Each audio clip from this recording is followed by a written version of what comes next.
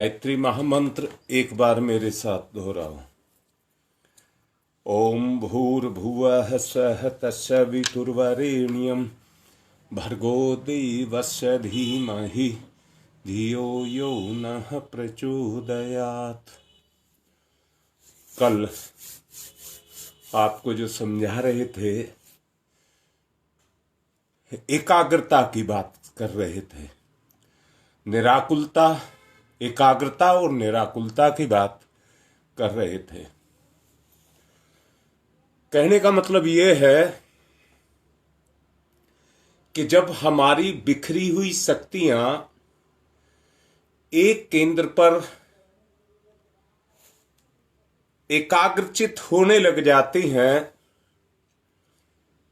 और हमारी बुद्धि भी एक केंद्र पर आकर के स्थित हो जाती है, जब उसके अंदर से विकृतियां निकल जाती हैं, जब ज्ञान शुद्ध होता चला जाता है,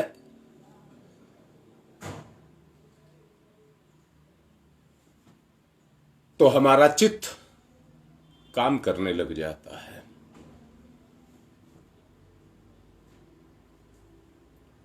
जितने भी अवतार हुए हैं,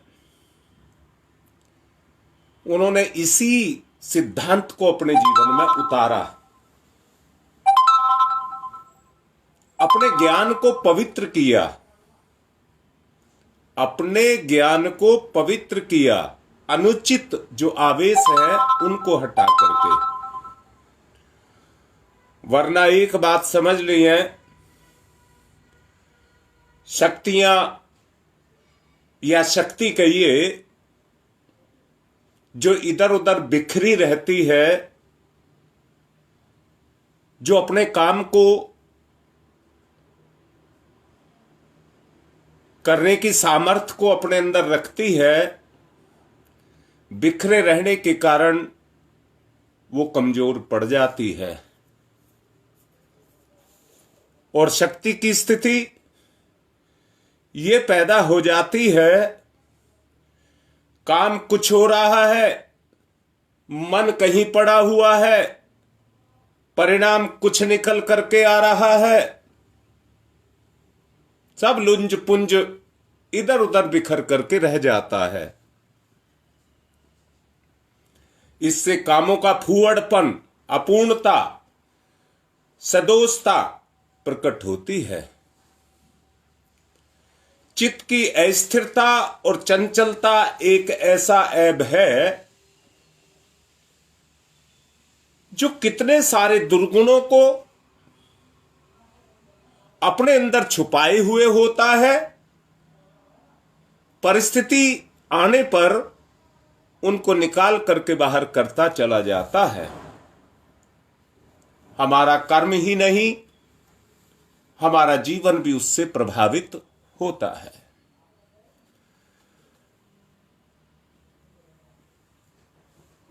अस्थिरता और चंचलता ऐसा ऐब है जो आपके गुणों को भी निरर्थक बना देता है। स्वाभाविक बात है, अगर कोई व्यक्ति किसी काम को किसी पुण्य के रूप में, परमार्थ के रूप में, अपनेपन के रूप में किसी के लिए करता है, तो व्यक्ति उससे अपेक्षा करता है। और प्रकृति का नियम है, जो अपेक्षा करता है उसी की उपेक्षा होती है। सत्य यह है कि जो आपका फर्ज है, जो आपका धर्म है, आप अपने कर्म को करिए और कर्म को करने के बाद कोई अपेक्षा मत करिए, वरना चित्त में चंचलता पैदा हो जाएगी।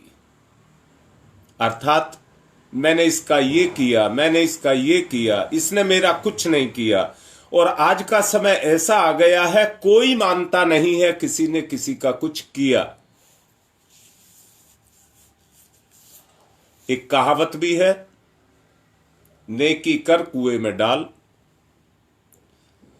आज का सिद्धांत ही ये है कि व्यक्ति को कभी भी कर्म को करने के बाद उसको अपेक्षा नहीं करनी चाहिए।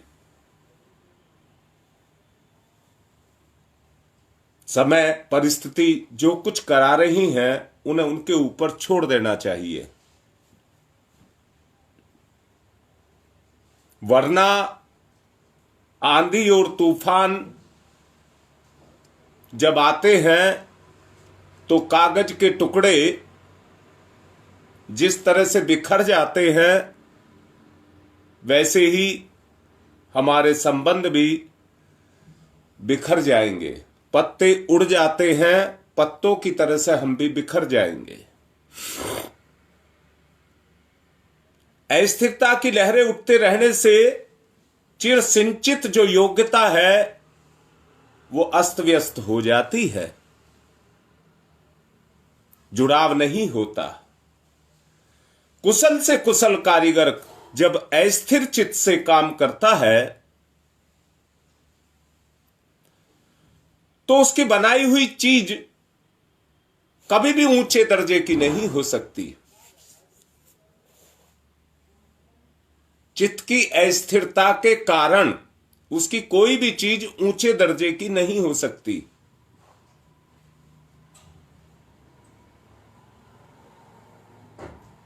इसलिए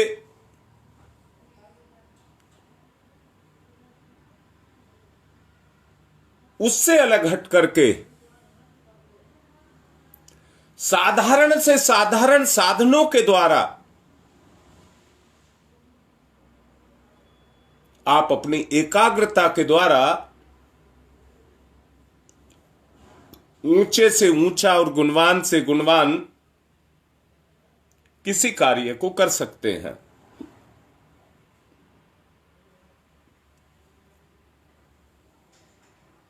किसी कार्य की गुणवत्ता उसके बनाने वाले, करने वाले के ऊपर होती है।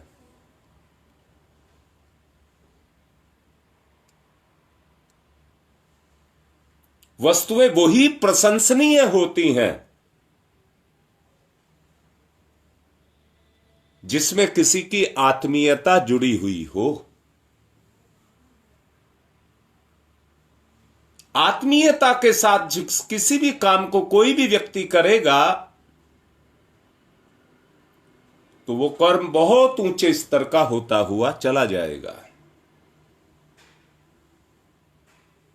मन और शरीर का संयोग है।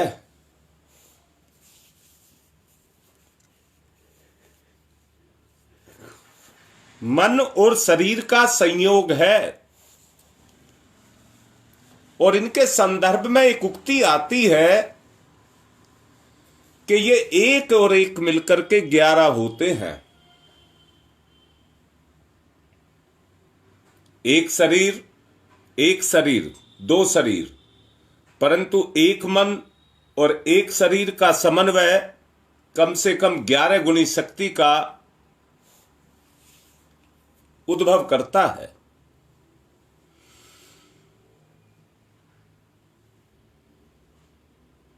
पूरा काम पूरे मन से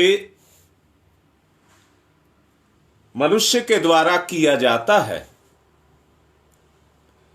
पूरा मनुष्य तब बनता है जब वो मन और शरीर को एकत्रित होकर के काम को करे। जब शरीर और मन दोनों, शरीर आलस्य में और मन निकम्मेपन में हो, या शरीर करना चाहता है और मन साथ नहीं देता है, वहीं कर्म की स्थिति बिगड़ती हुई चली जाती है।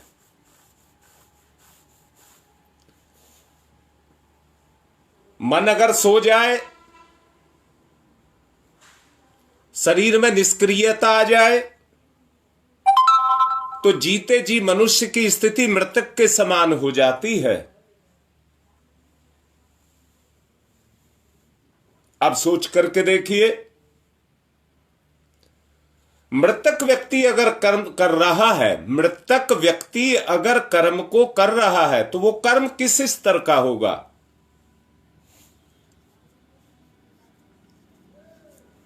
इसलिए बहुत आवश्यक ये है, मन में स्फूर्ति, ताजगी, उत्साह, शरीर में लगन, मन में रुचि और शरीर में लगन, अगर दोनों काम करें तो काम कितने ऊंचे स्तर का होगा। अगर एक जगह भी संबंध कटता है तो उस संबंध के कटने से उतनी ही कमी उसके अंदर पैदा हो जाती है।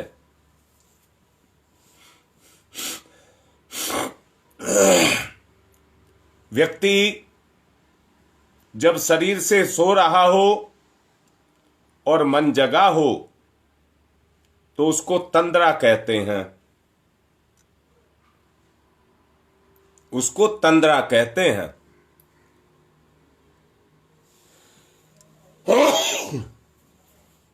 जब शरीर और मन दोनों निंद्रा में हो तो उसको मृतक कहते हैं। जब शरीर और मन जगे हो और दोनों में संबंध ना हो तो वो अवस्था अपूर्णता कहलाती है। किंतु जब चित्त और देह का पूर्ण एकीकरण हो और उन दोनों के बीच में सहयोग हो तो वो चेतन या जागरूक दशा कहलाती है।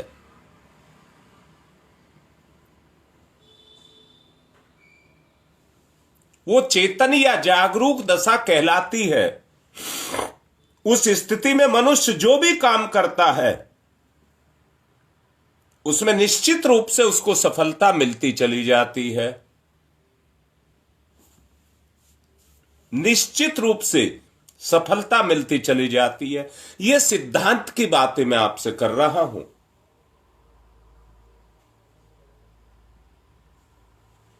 अगर शरीर बीमार है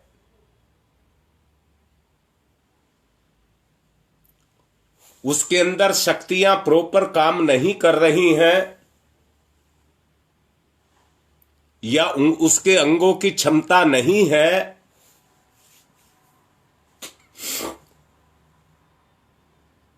तो उस जिम्मेदारी के बोझ को कैसे उठा पाएगा।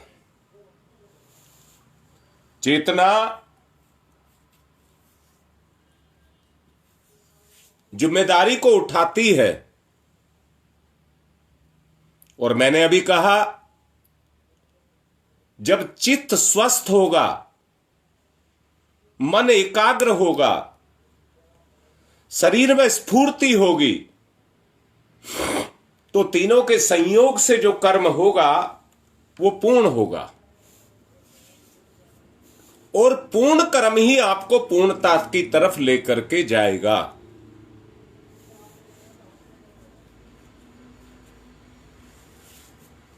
व्यक्ति है क्या, अपने तरह तरह के लालच, स्वार्थ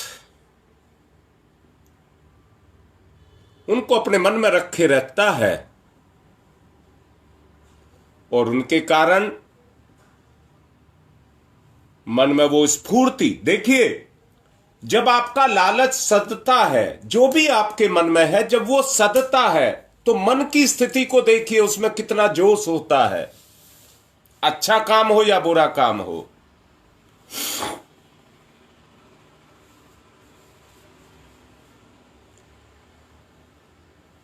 प्राय सफलता इसी तथ्य को ध्यान में रख करके एक समय में एक काम का सिद्धांत हमको निर्धारित करना चाहिए। परंतु इस निर्धारण के लिए तन, मन और चित्त तीनों को पूर्णतया सक्षम बना करके रखना चाहिए।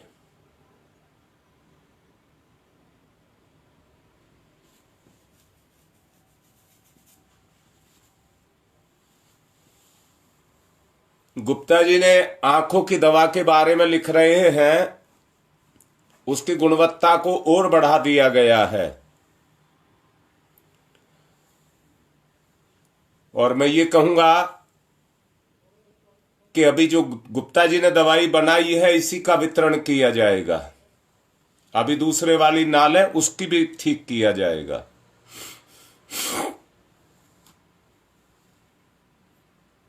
ये याद रखना, ये जिंदगी का स्वर्णिम अवसर है। ये समय जो है जिंदगी का स्वर्णिम अवसर है। भगवान को सबने सदा चाहा है, परंतु ये समय ऐसा है जब भगवान आपको चाह रहा है। आवश्यकता इस बात की है, जो मन बुद्धि और चित्त की बात अभी आपसे कही, मन शरीर और चित्त की बात आपसे कही, उनको स्वस्थ करने की आवश्यकता है।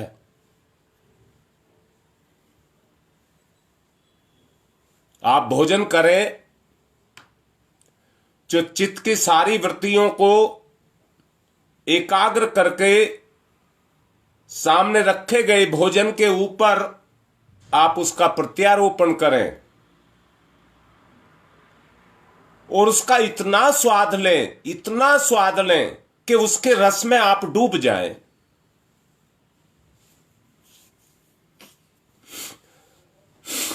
उसके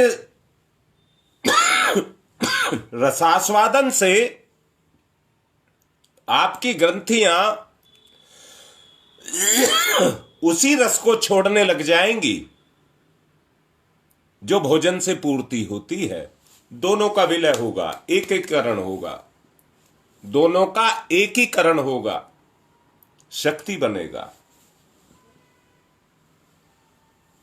बेमन या चटोरेपन के लिए हम अगर भोजन को करते हैं, अगर चटोरेपन के लिए करते तो चटोरापन बढ़ता है। बेमन करते हैं तो भोजन में वो रस नहीं मिलते जो सुपाच्य बनकर के हमारे पेट में जाए, जिससे हमारा स्वास्थ्य अच्छा हो।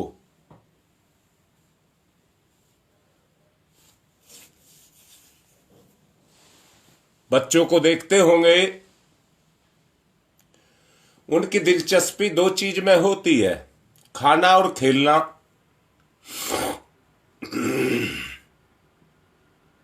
जब वो खेलते हैं तो उन्हें खाना याद नहीं रहता है, उसमें इतने खो जाते हैं, फिर उन्हें खेल ही खेल दिखाई देता है।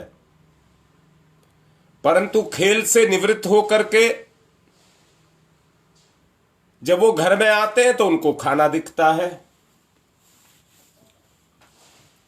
उनको खाना दिखता है।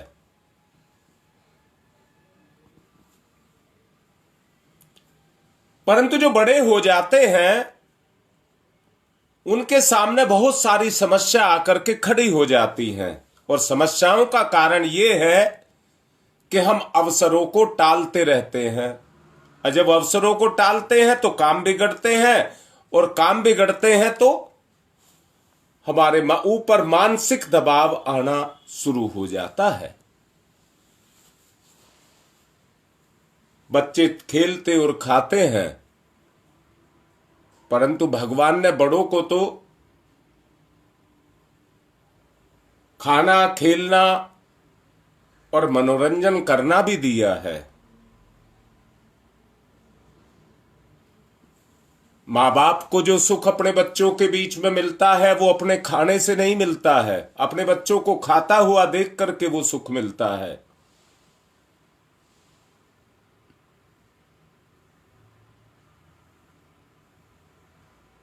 परंतु यही चीज जब बेमन होती है तो बोझ बन जाती है। यही चीज जब बेमन होती है तो बोझ बन जाती है।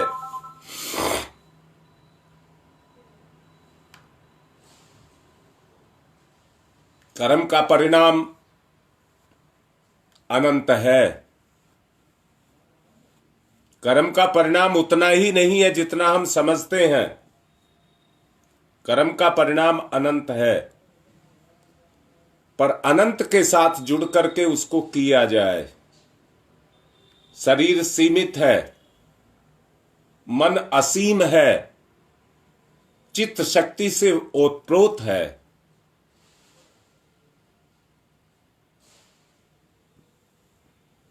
अगर हम बेमन शरीर से काम कर रहे हैं तो वो सीमित है, उसी काम को मन से कर रहे हैं तो असीमित है। चित्त की शक्ति भी जुड़ी है तो वो चैतन्य है, जागरूक है। कर्म का परिणाम भी वैसा ही आएगा। स्वास्थ्यप्रद गुणों का रसास्वादन प्रसन्नता पूर्वक करते हुए जब भोजन को हम उदरस्थ करते हैं तो उसके परिणाम भी अलग ही निकल करके आते हैं।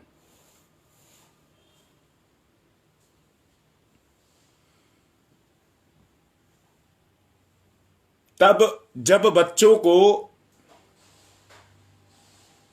खेलने में दिलचस्पी हो और आप उनसे कहें कि हमारी मधुर बातों को सुनिए, तो वो सुनते नहीं हैं क्योंकि वो खेलने में मस्त होते हैं। जब भजन का समय आए तो संपूर्ण एकाग्रता उसी कार्य में होनी चाहिए, जैसे बच्चों की खेलते समय। पक्के खिलाड़ी और भाषण काल में प्रभावशाली वक्ता तभी बन सकता है जब उसकी अपने कर्म में एकाग्रता हो। एक बात की व्याख्या अभी कर रहे हैं, वो बात पूरी नहीं हो पाई और दूसरी बात पर चले गए। वो एक जगह टिक नहीं पाते, जगह जगह की छोटी छोटी बातें करते चले जाते हैं, तो उससे चित्र बिखर जाता है। वो कहने वाले को भी बांध नहीं पाते हैं। इसलिए अपनी बात की अभिव्यक्ति करने के लिए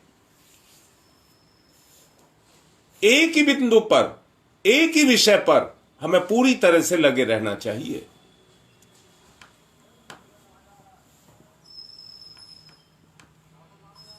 अगर हम वैसा करते हैं तो उसका प्रभाव आता है। अगर हम कूद फांद कर रहे हैं, चित्त हमारा स्थिर नहीं है, तो उसके परिणाम भी स्थिर नहीं होते। थोड़ी देर के होते हैं, खेल खत्म तो काम खत्म। जैसे पिक्चर या कोई और इस तरह का मनोरंजन का कोई काम करते हैं, आप पैसे का टिकट लेते हैं, 3 घंटे का प्रोग्राम है, 3 घंटे पूरे हुए तो आपके पैसे भी पूरे हो गए, अब कोई लेन देन नहीं बचा। परंतु कर्म का संबंध तो भाग्य के साथ जुड़ा है। जब इस तरह के कर्म किए जाते हैं तो वो भाग्य के साथ जुड़ते रहते हैं, उनका संबंध हल्का छोटा नहीं होता है। ये दोष चित्त की अस्थिरता का प्रतीक है। मन बार बार उचट जाता है, कहीं से कहीं पहुंचता है। हम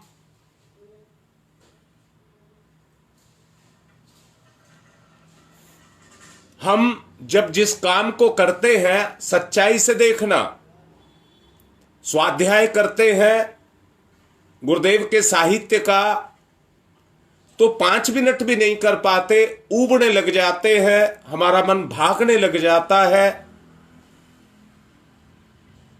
और एक जगह नहीं टिक पाता, हमको आलस्य आने लग जाता है।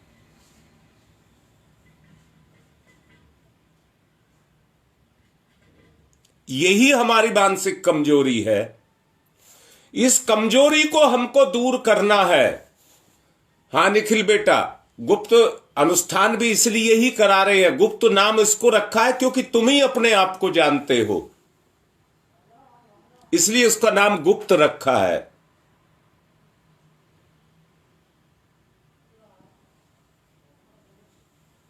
और दोबारा से कह रहा हूं, कर्म में कभी किसी से अपेक्षा नहीं करनी, जो किया उसे वहीं छोड़ दो। अगर उसे तुमने मन से लगा करके रखा तो वो तुम्हारे मन पर बोझ हो जाएगा। कर्म में रस लो, जैसे मनोरंजन में व्यक्ति रस लेता है, ऐसे ही कर्म में, सत्कर्म में, सत्य कर्म में रस लो।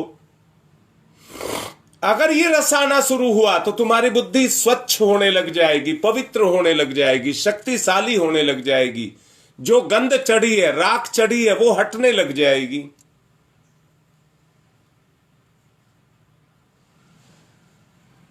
अगर हमें स्थिति का सही से आभास हो जाए, आवश्यकता इस बात की है कि हम सही कंसेप्ट को समझ नहीं पाते हैं, उसे बोझ मान करके करते हैं, दिखावा मान करके करते हैं। जो कुछ किया जाए वो मन से किया जाए तो इसके परिणाम चमत्कारी होंगे।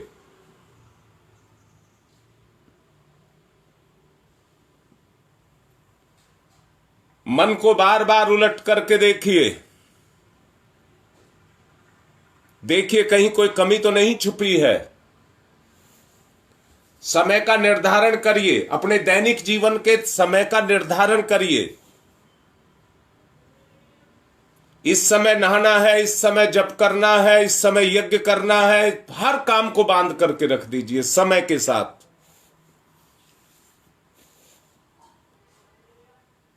जब बंध जाएगा तो मन बंधेगा। आप सच्चाई से देखना, हमें उठना है, अभी और रुक जाओ, अभी उठेंगे, अभी और रुक जाओ, अभी और उठेंगे, ये मन का निकम्मापन है, आलस्य है, कमजोरी है। अगर समय के साथ बंधा है तो 1 मिनट भी लेट नहीं हमारा होना चाहिए। समय हमारी निपुणता का बोध कराता है कि हम अपने कर्म में कितने निपुण हैं।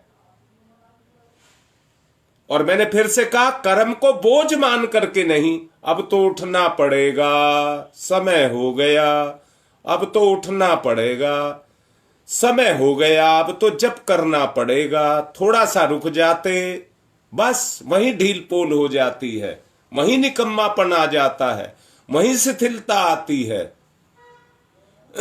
हमें जागरूकता पैदा करनी है।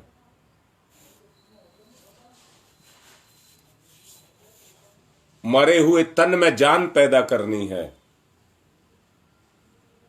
सोए हुए मन में शक्ति पैदा करनी है।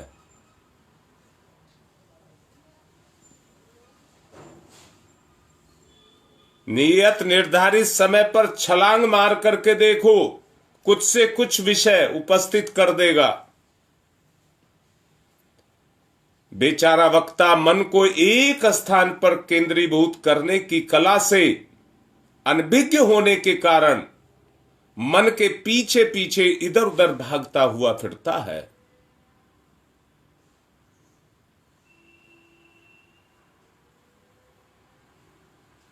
ठीक है रीटा बेटा, इस संडे प्रोग्राम नहीं होगा वोटिंग की वजह से, अगले संडे रख लेना। और बात तो, चर्चा तो फोन से चल ही रही है, आवश्यकता उनकी है जो मेरे जाने के बाद प्रोग्राम में तो आते हैं पर मेरे हटने के बाद में लाइव पर नहीं आते, उनको जोड़ने की आवश्यकता है। अगर अपने परिवार में जागृति को लानी है तो उन सोए हुओं को क्रियाशील करना है। हर चीज का एक समय है, समय पर आते हैं, निर्धारित है। तो उनको लाइए। इसी को जागरूकता कहते हैं। ये जागरूकता हमारे बीच में आए, हम में आए। याद रखना, तन की, मन की और चित्त की, तीनों की जागरूकता कहा है। चित्त पर अगर हमारे पर राख चढ़ गई, चेतना पर, चित्त माने चेतना, अगर राख चढ़ गई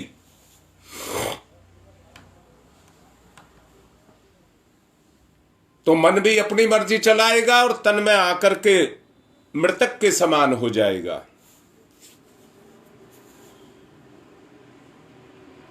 हमें सूखी लकड़ी में प्राण का संचार करना है, उसे हरी बनाना है।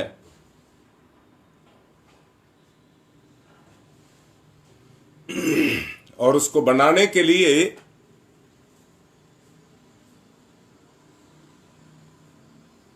जितने भी हमारे स्वजन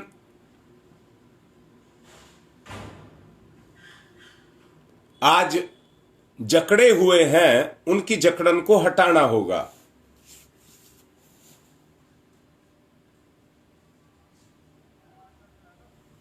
तभी ये काम चल पाएगा। आज वक्ता बहुत हैं, आज कर्मकांड करने वाले बहुत हैं, परंतु परिवर्तन लाने वाले नहीं मिल रहे।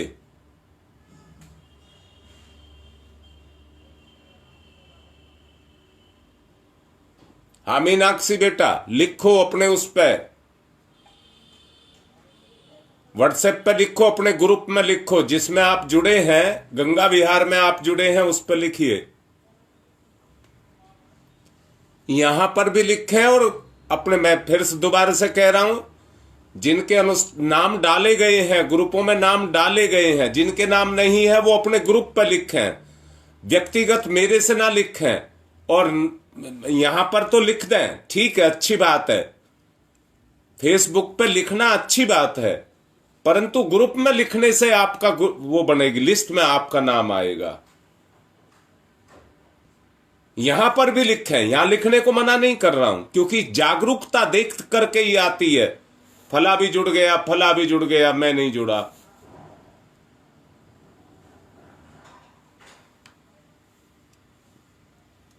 इसलिए दोनों पर आप काम करें। चंचल चित्त वाला व्यक्ति सदा असावधान, भुलक्कड़ और गलती करने वाला होता है। इन दोषों वाला व्यक्ति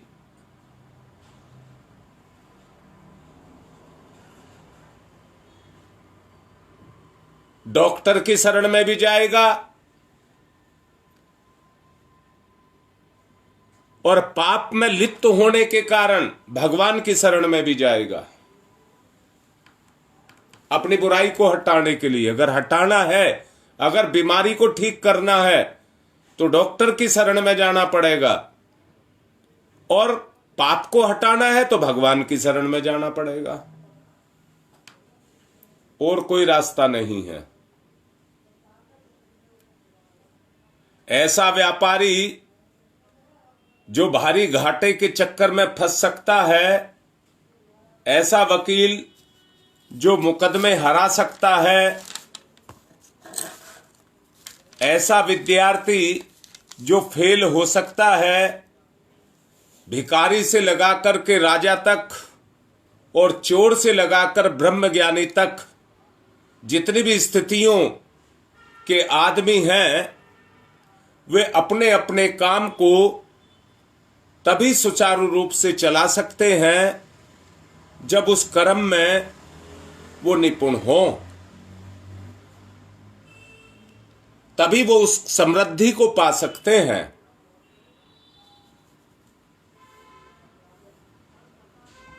और सफल कहला सकते हैं। शरीर के साथ साथ उनका मन भी नियत कार्य के समान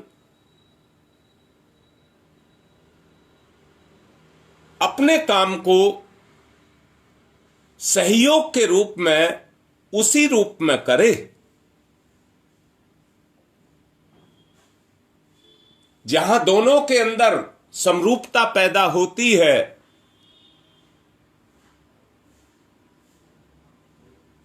अरे विरोध तो विचार का होता है,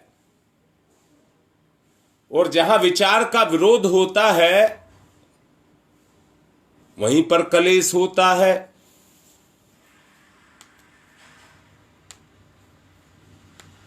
इसलिए मिलना जो है, चेतना का चेतना के साथ अगर मिलन होता है, गहनता, एकाग्रता, आत्मीयता अगर पैदा होती है, वो तभी होती है जब विचारों का मिलन होता है, विचारों से होती है।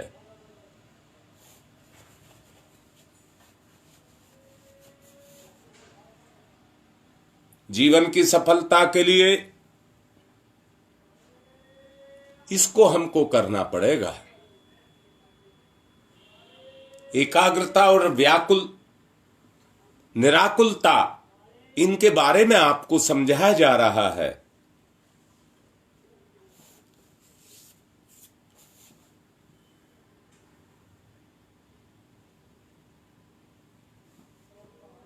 हाँ बेटा, विचारों को शुद्ध करेंगे तो जीवन का हर पक्ष शुद्ध होता चला जाएगा। बुद्धि भी शुद्ध होगी और कर्म भी शुद्ध होगा। इसलिए गुप्त अनुष्ठान रखा गया है।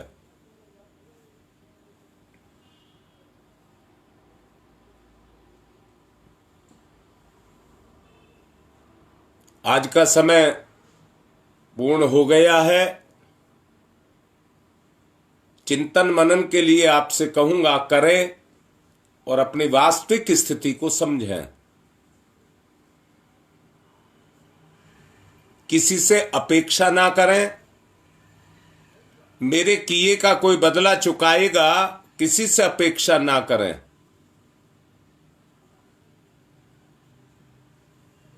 तभी पूर्णता की तरफ आप जाएंगे।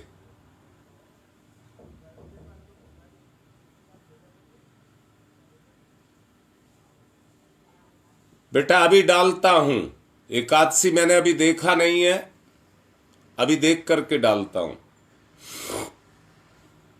आज की बात को यहीं पर संपन्न कर रहा हूं। ओम शांति ही शांति ही शांति ही।